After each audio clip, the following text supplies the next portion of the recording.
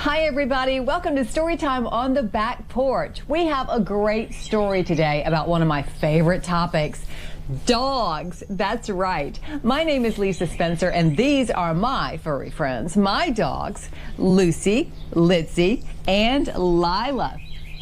Well, one of them has something in common with our main character in this book. The dog in our story today, his name is Toby, and he is always in trouble. Now, which of my dogs do you think might be in trouble like Toby? Lucy, Litzy, Lyla? If you said Lyla, you are right. She is a sneaky one. Let's find out what kind of trouble Toby is always in Always in Trouble by Corinne, Demas, and the pictures by Noah Z. Jones. Here we go. Emma's dog, Toby, was always in trouble. On Monday, he got into the garbage. On Tuesday, he ran into the road. On Wednesday, he ate a loaf of bread that Emma's dad had just baked. On Thursday, he barked in the middle of the night. On Friday, he wet the rug. On Saturday, he chewed up all the buttons on Emma's new coat. On Sunday, he snoozed. But on Monday morning, he got into the garbage again. Something has to be done about that dog, said Emma's mom. Maybe he isn't getting enough attention, said Emma. So all day Monday, she gave Toby lots of attention. She took him for walks and brushed his fur and sang him silly songs. But on Tuesday, Toby ate a box of crayons. On Wednesday, he jumped into the basket of clean laundry that Emma's mom had just finished folding. He was very good on Thursday. He was very good on Friday. But on Saturday, he chewed up a magazine. And on Sunday, he went wading in the muddy brook and then ran across the clean kitchen floor. Something has to be done about that dog, cried Emma's mom. Maybe he needs to go to dog training school, said Emma. What a great idea, said Emma's mom.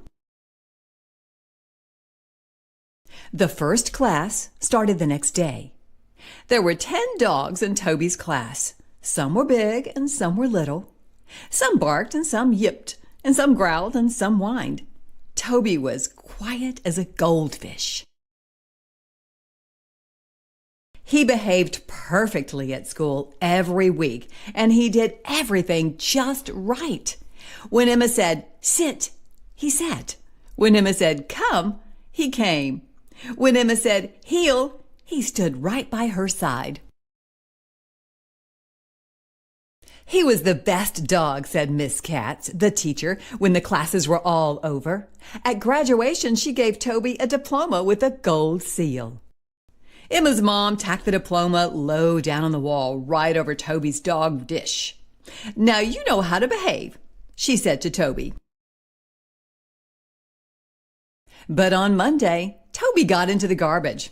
On Tuesday, he ran into the road. On Wednesday, he ate the cookies that Emma's dad had just baked. On Thursday, he barked in the middle of the night and woke everyone up. On Friday, he wet the rug. On Saturday, he dug up the petunias Emma and her mom had just planted. On Sunday, he chewed up his diploma. Something has to be done about that dog, cried Emma's mom. Emma took him back to dog school. Does he sit? Asked Miss Katz. Yes, said Emma. Does he come? Asked Miss Katz. Yes, said Emma. Does he heel? Asked Miss Katz. Yes, said Emma. Well then, what's the trouble? Asked Miss Katz. So Emma told her. I see, said Miss Katz.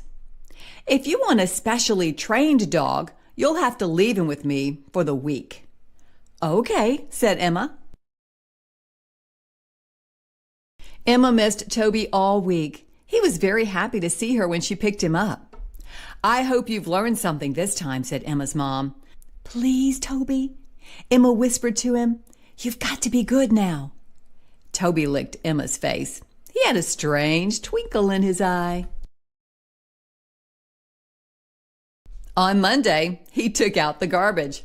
On Tuesday, he baked some bread. On Wednesday, he vacuumed the rug. On Thursday, he folded the laundry. On Friday, he washed the kitchen floor. On Saturday, he planted some petunias.